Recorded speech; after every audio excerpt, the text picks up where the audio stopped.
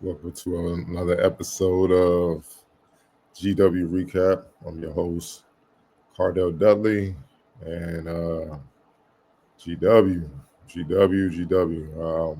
Dropped a tough one to crosstown rival George Mason, 53-50, battle back from 13 down, and battle back from 13 down, and in the second half to make it a game. They had their chances, got to the free throw line, got the stops, couldn't convert free throws late, and a timely turnover from, ironically, the guy that brought them back, who I'll get into in a second, sealed their fate. And last second 3-point attempt from Gerald Drumgoole Jr. was, off and just a tough ending for George Washington. And a hell of a defensive battle from both teams, man. Um, First half, what can you say? If you're a fan of just offense and exciting plays, this wasn't the game for you. If you're a fan of competitive, high intensity basketball, regardless of how it goes, if it's off a highly offensive type game where it's a lot of scoring, ball movement, exciting plays, or if you're a period where you like defense, this was the game for you. The first half, it was a pure defensive battle, but not gonna get into it. Neither team could really summon up a lot of offense at the half. George Mason led GW 19-13 at the half. Yes, that's what I mean by defensive battle. Both teams shot 26% from the field in the first half. George Mason shot 22% from deep. George Washington shot 7% from deep, 1-14. There was only, between both teams, they were 1 of 4 from the free throw line. It was when I say suffocating defensive battle in the first half, that's what I mean. The only bright spot for George Mason was Jalen Haynes. He's the only one that can get consistent offense. He had 9 of their 19 points, and Castro led GW with 6 of their 13 points. Ironically, coming in, both big men have been playing extremely well, I say, over the last month and a half, especially in conference play. They've been 2 of the better players, not just better bigs, but better players in the conference by far, and they've been leading the team. So, Rafael Castro for George Washington and Jalen Haynes for George Mason. They've been key and pivotal, for both teams' success. Especially Jalen Haynes helping elevate George Mason to, first place in the A10. Now, with that being said, the second half, that was a totally different ball game, and the offenses woke up, they woke up. They got going, they got the jitters out, they figure one another out, and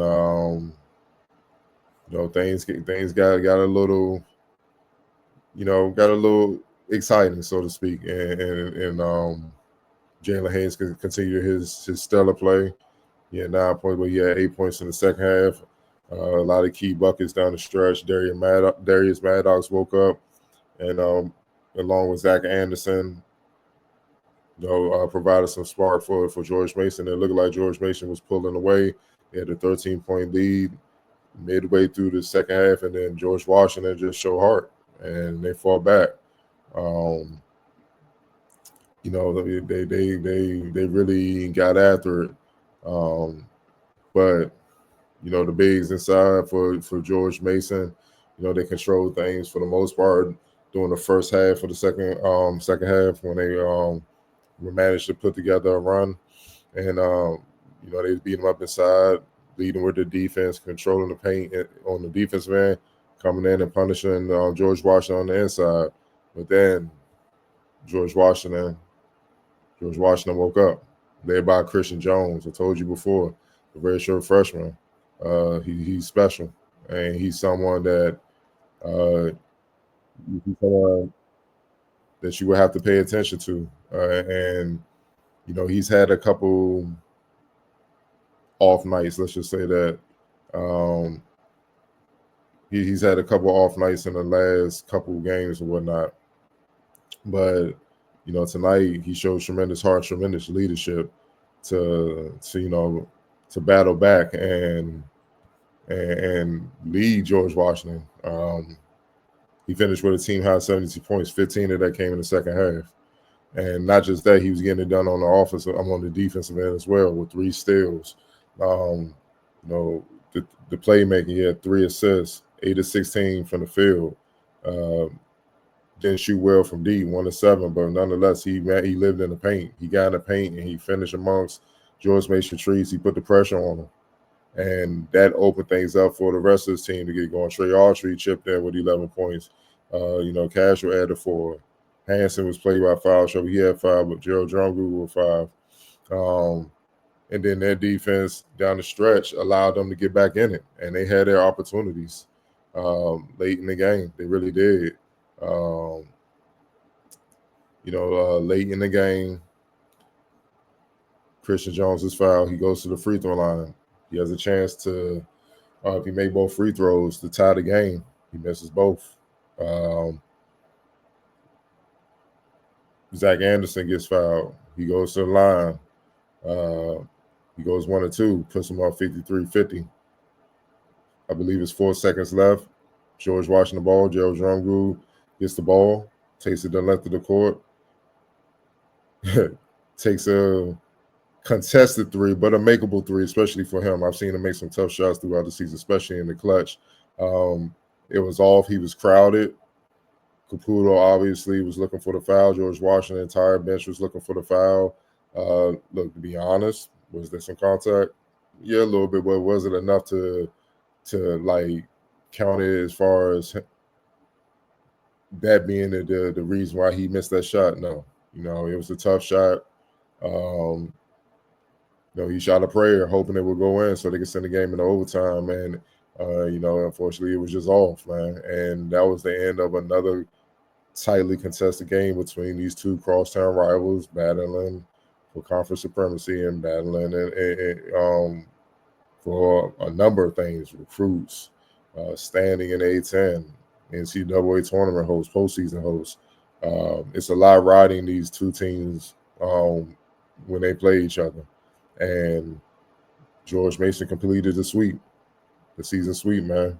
I'm a defensive-minded guy. I love seeing that both teams got after it defensively, but I'm also a both ends guy. You got to score the ball, you got to make plays, you got to move the ball, and that's why it was a tale of 2 halves. Obviously, Mason did it a little bit better in the first half, and then the second half, it was George Mason played better for the first part of the second half, and then George Washington came back, and then down the stretch, George Mason woke up just enough and made a couple more plays to pull it out, man. Just a classic, tough A-10 battle. That's what this came down to, man. Look, for the game, George Washington actually shot better than George Mason. They shot 40% from the field. George Mason shot 35%. George Washington shot 12% from deep, but the difference was 3-point shooting. George Mason shot 38% from deep. And they also made 1 more free throw, and that ended up being a difference in the game. You know what I mean? Just shot making when they needed the most. And, you got to tip your hat off to it. And most of the damage was done on the front of the field on George Mason's side from Jalen Haynes with Darius Maddox. Their leader, their go-to guy, the leading scorer, 3 for 6 from deep. He got to spread the floor just enough where it loosened things up, so other guys can chip in when they got in. And I can't talk about this broadcast without bringing up the big clutch 3-pointer from Jared Billups with a couple minutes left that they needed when George kind of stopped the momentum of George Washington when they was making a comeback from 13 down, man. That was a big shot, and that when I mean big, and ironically, that was the difference in the game, 3 points. So with the momentum that George Washington had he missed that shot, who knows, it could have deflated George Mason, man. But listen, man, nonetheless, to me, hell of a game. I know to the casual fan, probably wasn't that exciting because of the lack of offense for most of the game. But for me, I just like competition. I like intensity. And this is what I expect when I see these two teams meet. I expect to have high intensity, high competitive basketball. And that's what you saw tonight, man. So, all in all, man, tough loss for George Washington, man. There is no getting around that. They got to figure it out. They've dropped a lot of games as of late, and it's getting tougher and tougher.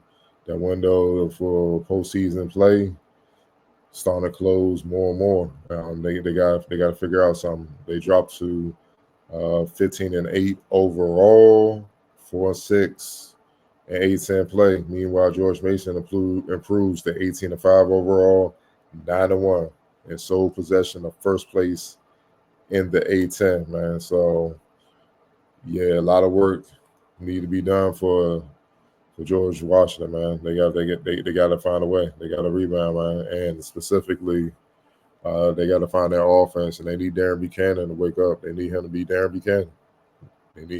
Buchanan. He hasn't been quite right since he went down with injury, and they need him to find his rhythm. They need him to find his confidence. They need him to be, again, Darren Buchanan Jr. If he can get back to who he is, the wins should start coming back, and they should be able to make a late conference run. You know what I mean? So, with that being said, George Washington, the next game is against St. Bonaventure this upcoming Sunday, February 9th at noon. On the road at St. Bonaventure, by the way, and St. Bonaventure is 17-7 overall. So they need all the wins they can get. Then they come back home that Wednesday, the 12th, and they face another team that's pretty much on par with George Mason as far as fighting for not only the top spot in the conference, but making a tournament run and leading with some elite defense, and that's VCU, who's 18-5 and 8-2 in the conference. After George Washington, after they hit the road and face St. Bonaventure, they come home and take on VCU at 7 p.m. Man. So it doesn't get any easier. They got to get guys to find their game and find their confidence and find their rhythm if they're to get out this slide, so to speak, man. So I want to thank you guys for joining me for another episode of GW Recap. I'll be back soon with another edition as this conference play continues. Check with y'all later.